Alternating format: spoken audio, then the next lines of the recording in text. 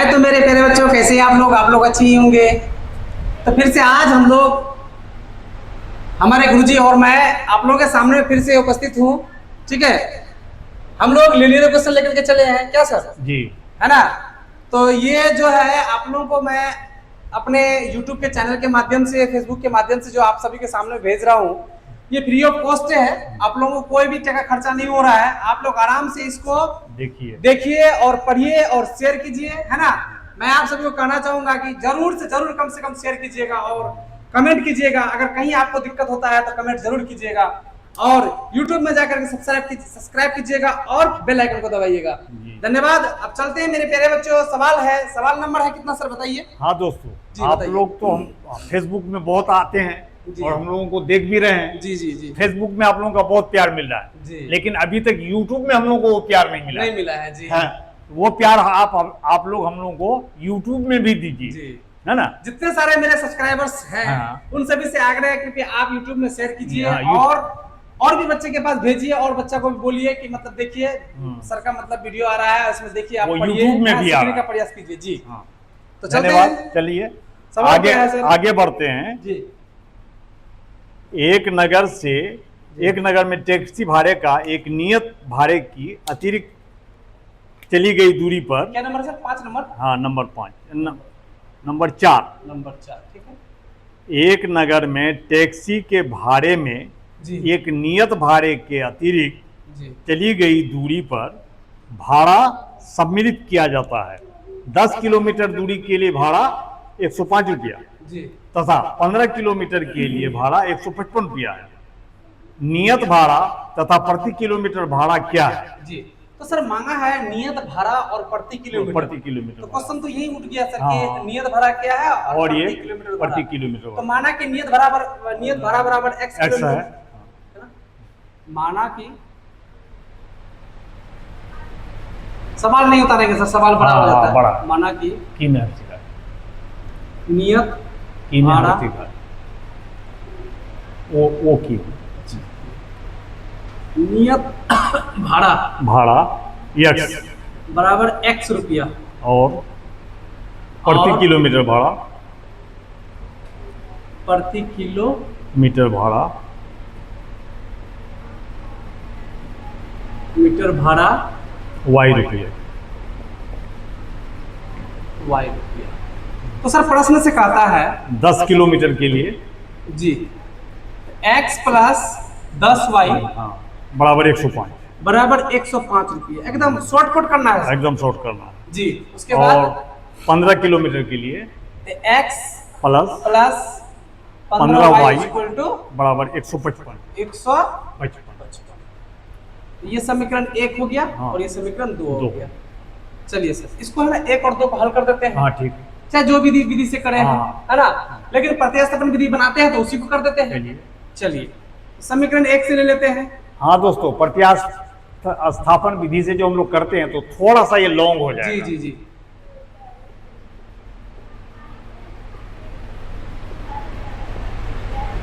x बराबर 105 minus उस पार जाकर के क्या हो जाएगा 10y।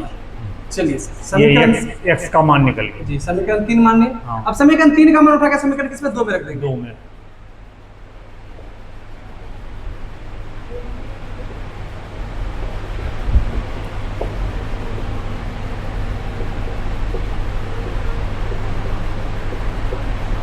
रखने पर समीकरण 3 का मान उठा के समीकरण 2 में रखेंगे तो समीकरण 3 क्या है सर?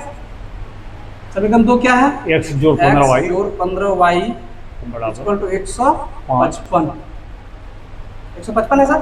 सर 155 है ना 255 है? देख लीजिए एक और बार, फिर मिस्टेक हो जाएगा। 155 ही है जी। तो सर ये x का मान है 105 माइनस 10y, तो उठा के यहाँ पे रखेंगे, है ना। तो 155 आप सबको समझ में आ रहा है मेरे प्यारे बच्चों? देखिए आसान है, कोई दिक्कत नहीं है इसमें। माइनस 10y प्लस यहाँ पे 15y इक्वल टू 155। ये हो जाएगा 105, इसको घटाएंगे तो प्लस 5y, 10 में से 15 में से 10 गया 5, 155।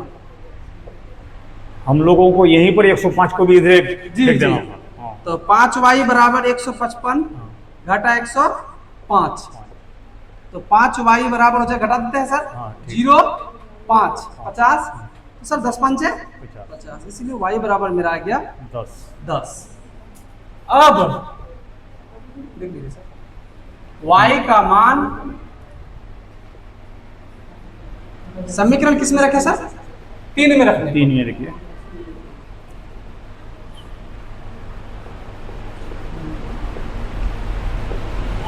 x बराबर 105 माइनस 10y, x बराबर 105 माइनस 10 गुना y का मान 10, 105 माइनस 100, x बराबर 5 आता। इसमें और मांग रहा है ना 25 किलोमीटर का भाग। जी वो तो पहले लिख लेते हैं, ठीक है। नियत भाड़ा हो गया मेरा कितना? नियत भाड़ा हो गया कितना सर? 5 रुपया, और प्रतिदिन का प्रति किलोमीटर प्रति किलोमीटर का भाड़ा कितना हो गया? 10 है ना सर?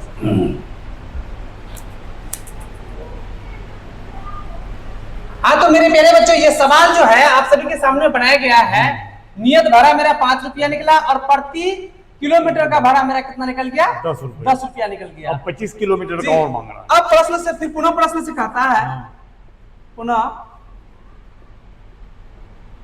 प्रश्न से क्या कहता है? 25 किलोमीटर x प्लस 25y, क्योंकि 25 किलोमीटर के लिए कहता है। x का मान कितना है सर? 5 प्लस 25 गुना 10, तो 5 प्लस 250 बराबर 255 बराबर 255। यही है सर आंसर? यही हो गया। हाँ दोस्तों, ये हो गया। हम लोग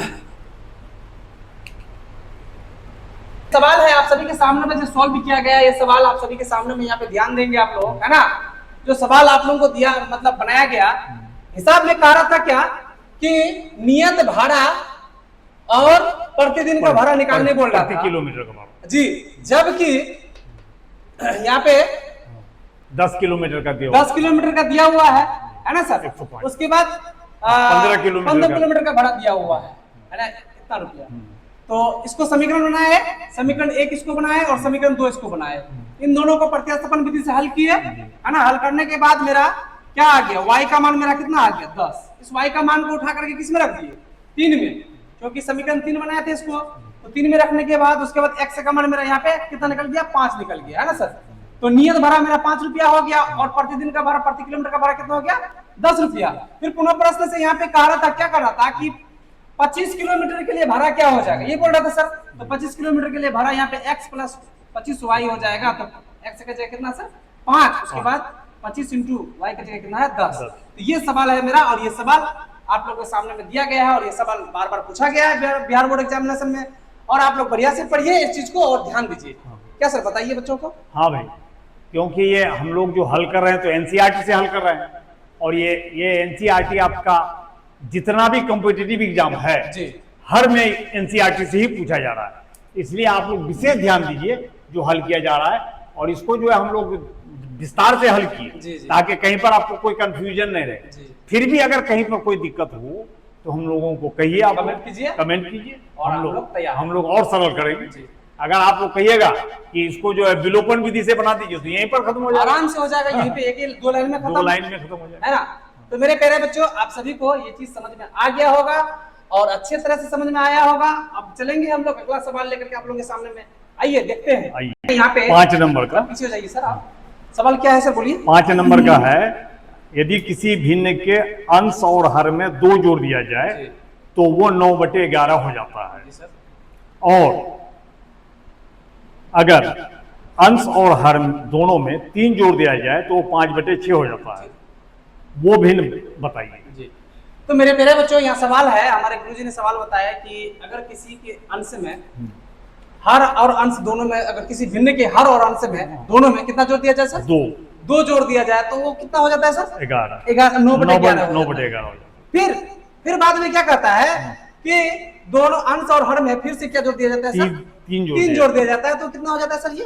वो 5/6 हो 5/6 जाता है। तो भिन्न ज्ञात करें, भिन्न क्या है ना सर? हाँ, ठीक। तो माना कि भिन्न बराबर x/y। हाँ मान माना लेते कि अंश x है और हर y है। जी, मान लेते हैं, माना कि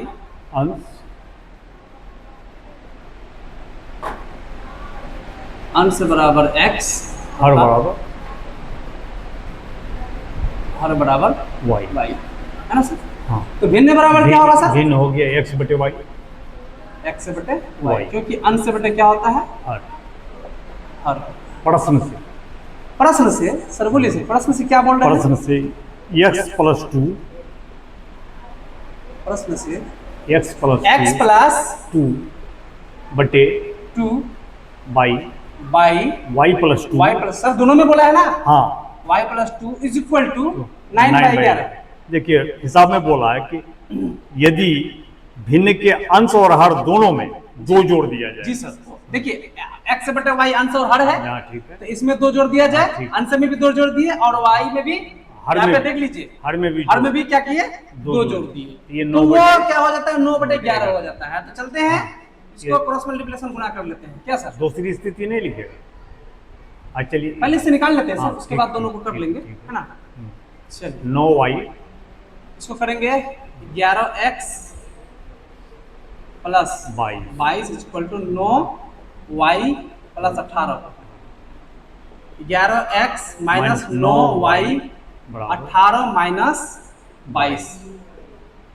11x माइनस 9y, बराबर इसको घटाएंगे, हाँ -4 माइनस 4 18 4 22, ठीक है? ठीक। तो ये हो जाएगा सर हाँ, समीकरण कितना मेरा? 1 मान लेते हैं ना। दूसरी अब दूसरा, स्थिति में। फिर पुनः प्रश्न से क्या बोला सर? पुनः प्रश्न से x प्लस अंश और हर में, अंश और हर दोनों दोनों में बोला है ना सर? 3 3 जोड़ दिया जाए, इसमें भी 3 जोड़ा है, इसमें भी 3 जोड़ा है, तो ये संख्या कितना हो जाएगा सर? 5/6 5/6 हो जाएगा। तो क्रॉस मल्टीप्लिकेशन गुना इसमें भी होगा। ठीक है। 6x plus 6 × 18 is equal to 5y plus 15 हो जाएगा। 6x माइनस 5y उस पर ले आए, उसको उस पर भेज देंगे, बराबर 15 minus 18 6x minus 5y is equal to, इसको घटाएंगे सर -3। -3। तो ये समीकरण 2। सर समीकरण 1 से ले लेते हैं, हाँ किसी से भी। ठीक है? हाँ तो समीकरण 1 से ले लेते हैं। समीकरण 1 क्या है? 11x minus 9y is equal to -4। तो 11x से बराबर -4 प्लस 9y, है ना? x is equal to 11x is equal to, sorry x is equal to क्या हो जाएगा? -4 -4 प्लस 9y बाई 11। 9y लिखिए 9y जी y, ये समीकरण 3 मान लेते हैं। ठीक है। अब समीकरण 3 का मान समीकरण 2 में रखें। समीकरण 2 में रखने पर, तो समीकरण 2 क्या है sir? 6x plus minus 5y is equal to -3। तो 6 इंटू, सर x का मान यहाँ पे जो निकला है मेरा -4 प्लस 9y बटे 11 minus 5y is equal to -3। तो यहाँ पे गुना डायरेक्ट कर देते हैं। 6 × 24 प्लस 9 × 54y बटे 11 होगा ना sir, minus 5y equal to -3, है ना सर? तो sir -24 plus 54y minus 55y बटे 11 इक्वल टू -3 होगा ना सर? ये एलसीएम लेकर के एक्स्ट्रा हुआ है, तो 11 एलसीएम लेकर के, तो यहाँ पे 24 को -24 इसको घटाएंगे सर, तो y -y हो जाएगा -y बटे 11 बराबर, ये 11 को उस पर भेज देते हैं सर। 11 × 33 -13 जी, -33 हो जाएगा।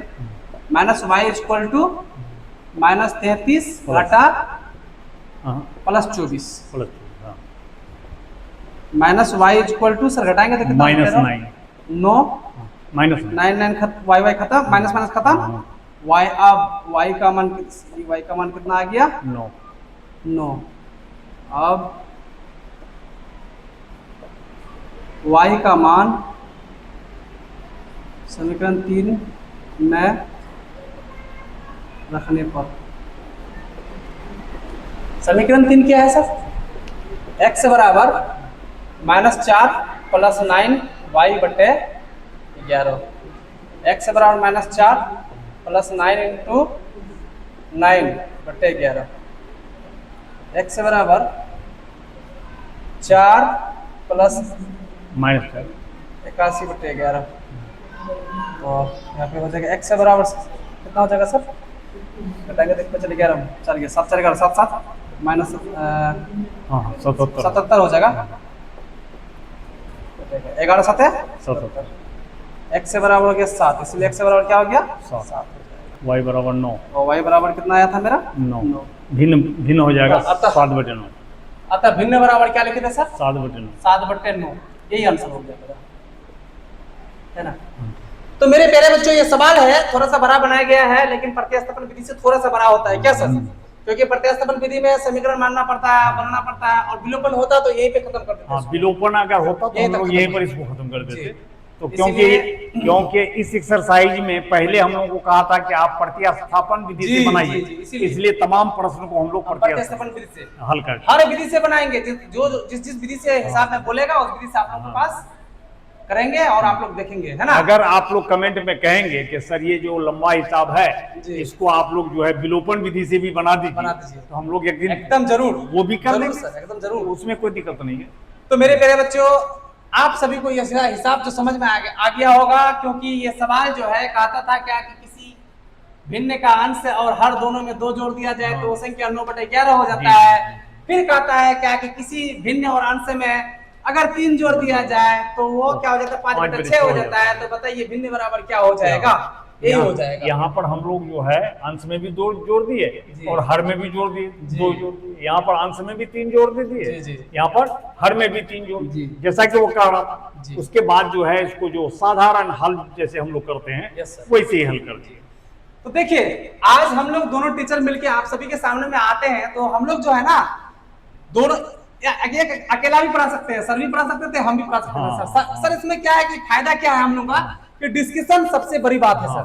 डिस्कशन होकर के आप सभी तक अगर जाता है वीडियो तो कम से कम आप लोग समझने का प्रयास कीजिए कि डिस्कशन करके करते हैं तो जो भी थोड़ा सा कुछ रहता है तो सर मेरे साथ साझा करके आप तक पहुंचाते हैं, क्लियर कर देते हैं जी, आप तक पहुंचाते हैं, कोई भी कंफ्यूजन आपके दिमाग में न रहे। जी हम लोग डिस्कशन इसलिए करते हैं, नहीं तो 2 शिक्षक को पढ़ाने की कोई जरूरी नहीं था। आज तक 2 शिक्षक मिलकर कहीं नहीं पढ़ाया, लेकिन एक साथ 2 शिक्षक मिलकर पढ़ा रहे हैं तो कम से कम आप लोग लाइक तो कीजिए, शेयर कीजिए और इसका भी एक्सपीरियंस लीजिए, मजा लीजिए। धन्यवाद सर।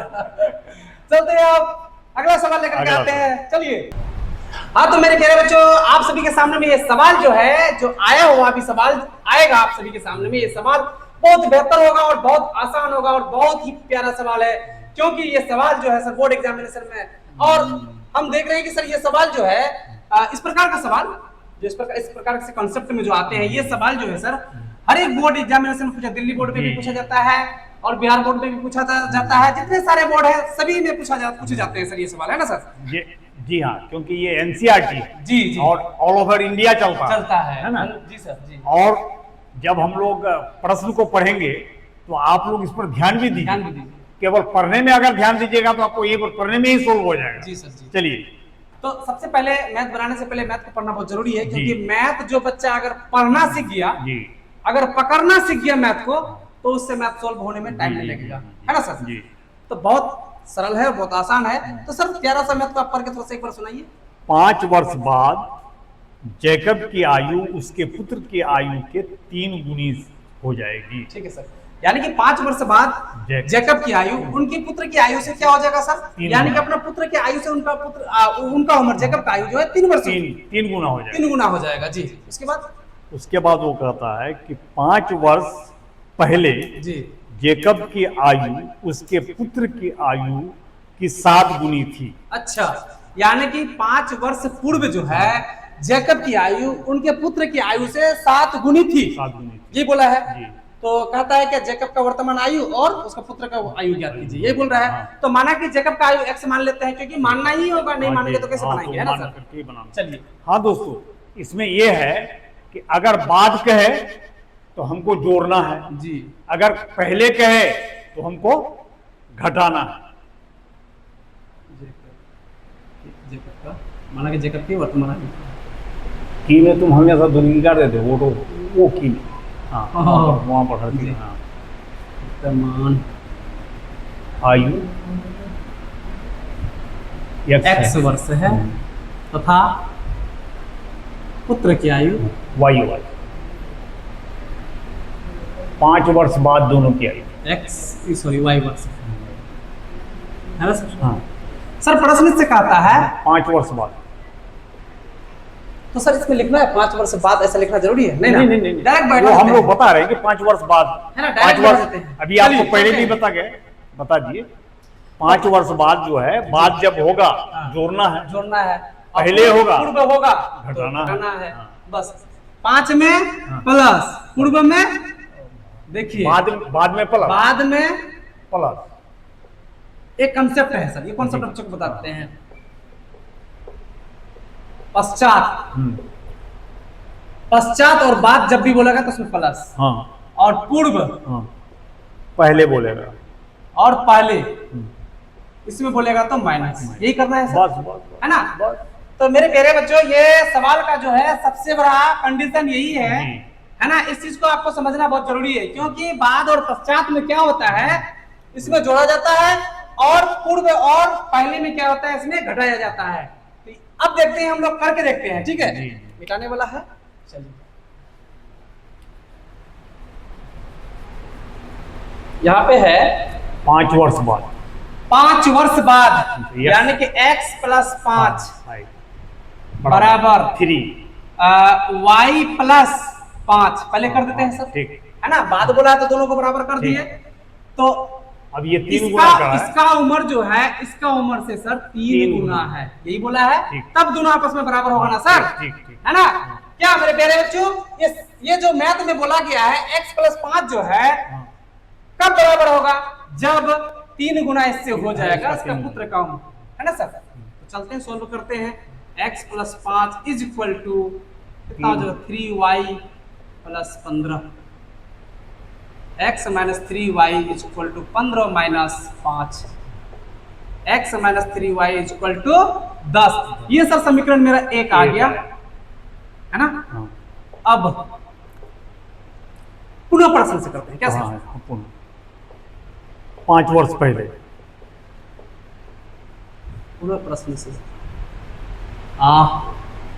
5 वर्ष पहले बोला है x माइनस 5, x माइनस 5 बराबर y माइनस 5। तो सर इसका उम्र से इसका उम्र 7 गुना, ये बोला है ना सर? तब जाकर के दोनों क्या हो जाएगा, आपस में बराबर हो जाएगा।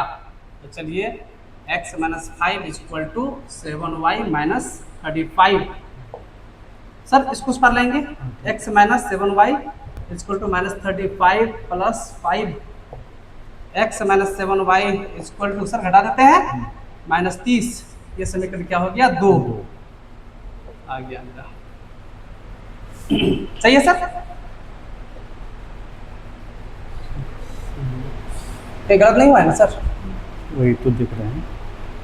ये दूसरा इक्वेशन दिया है 6x minus 7y plus 30। 6x है सर यहाँ पे। हाँ? अब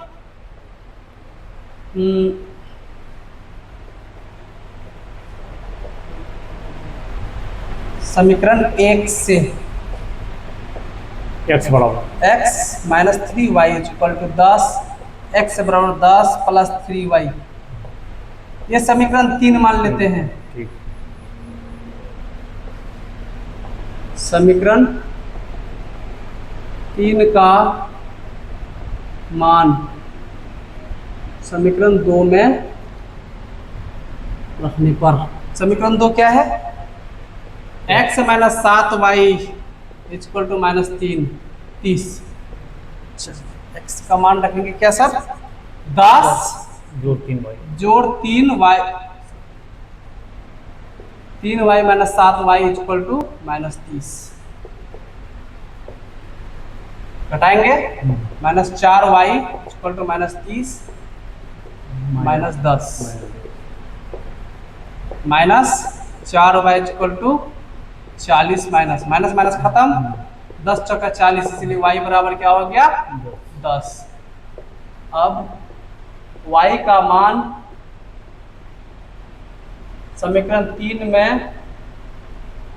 रखने पर, तो सर y का मान समीकरण 3 में, समीकरण 3 क्या है, x equal to 10 plus 3y, x equal to 10 plus 3 into y का मान 10, या x equal to 10 plus 40, 10 plus 30, और सॉरी 10 या 30, हाँ, x इक्वल टू क्या हो जाएगा सर 40 हो जाएगा। तो सर देख लीजिए यहाँ पे, अब जेकब का वर्तमान उम्र कितना हो जाएगा सर 40 वर्ष हो जाएगा, है ना सर, और उसका पुत्र का उम्र कितना हो जाएगा सर 10 वर्ष, यानी कि 4 गुना उससे ज्यादा हो जाएगा, है ना सर 10 वर्ष। यही मेरा आंसर है। तो आज ये चैप्टर समाप्त हो चुका आप सभी के सामने। मैं फिर से इस सवाल को मैं समझा देता हूँ सभी को। ये सवाल बोर्ड एग्जामिनेशन में पूछा जाता है, बिहार बोर्ड एग्जामिनेशन में बार बार, है ना सर जी। तो कहता था क्या कि जैकब का उम्र जो है अपने पुत्र के उम्र से कितना है, कितना 3 गुना है जी। 5 वर्ष बाद 3 गुना हो जाएगा। 5 वर्ष बाद उसका उम्र अपने पुत्र की उम्र से कितना 3 गुना हो जाएगा, है ना। उसके बाद फिर 5 वर्ष पहले अपने पुत्र से 7 गुना है, ये बोला गया। तो 2 समीकरणों से निकल गया। ये समीकरण जब हम लोग का निकला तो समीकरण को प्रतिस्थापन विधि से हल करने के बाद y बराबर मेरा कितना आया 10 और x बराबर कितना आ गया 40। तो यही निकालना था हम लोग को 10 और 40। तो अंतर कितना हुआ सर इसका 30 का अंतर हो गया, है ना। तो आई होप मेरे प्यारे बच्चों आप सभी को ये सवाल समझ में आ गया होगा। अब हम लोग अगला सवाल लेकर के चलेंगे 3.4 का कल से, है ना। इससे पहले मैं आप सभी को फिर से कहना चाहूंगा कि मेरे चैनल के साथ जुड़ करके आप लोग कृपया लाइक शेयर और सब्सक्राइब कीजिए और फेसबुक पेज में जाकर के फॉलो कीजिए, है ना सर। हाँ। और इस प्रश्न के बारे में फिर मैं कहना चाहूंगा कि अगर आप कहेंगे कि शॉर्ट, तो हम लोग जो है फिर विलोपन विधि से यहीं पर आपको खत्म करके इस प्रश्न को दिखा देंगे। जी धन्यवाद सर, शुक्रिया, जय हिंद, जय भारत।